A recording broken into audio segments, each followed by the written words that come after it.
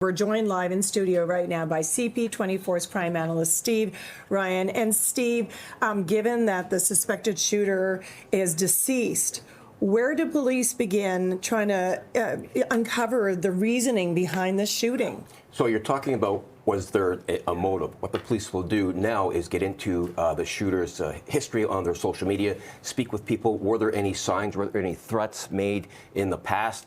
And the idea is to get an entire picture as to what transpired, because the families deserve answers as to what's gone on.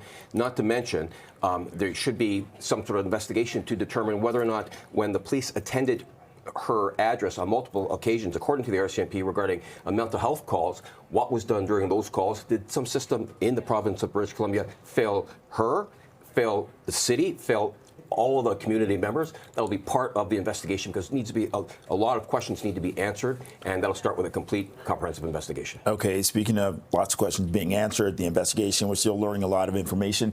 We heard from the RCMP earlier today that there was an exchange of gunfire. So that speaks to the training. After Columbine in 1999, when the high school massacre occurred, law enforcement agencies across this continent, I would even say across the world,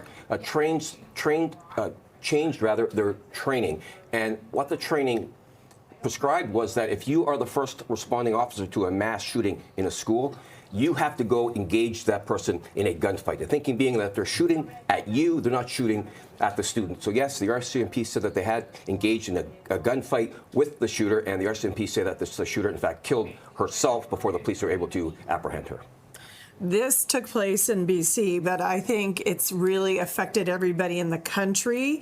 It's a very powerful and sad story. Mm-hmm. How long do you think it'll take to get some answers? Yeah, good question. And I think it's going to take a considerable amount of time to get into this person's background. There's going to be a lot of interviews need to be done, a lot of reviewing as to what was done in the past with regards to going to those mental health calls. Was there treatment given to this person? Did the police apprehend her under the Mental Health Act in British Columbia?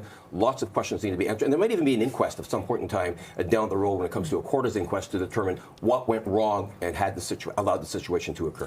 Okay, so you know, we do realize it's very early on in the investigation. So how do you expect information to be released as this goes on?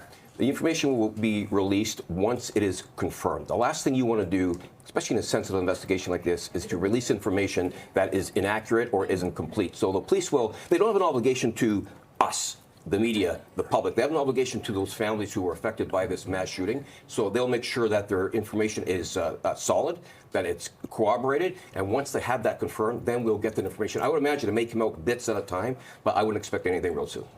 And just wondering about the schools. Are there a lot of cameras in the schools that can tell the story of what happened? I would imagine so. Yeah, I would think so, that the police will have some evidence as to how the shootings took place, and they'll have the gunfight that the police engaged with this woman on the scene as well. And as we heard the RCMP say, sadly, she took her own life before the police were able to apprehend her. Okay, CP24's crime analyst, Steve Ryan. Thank you. Okay.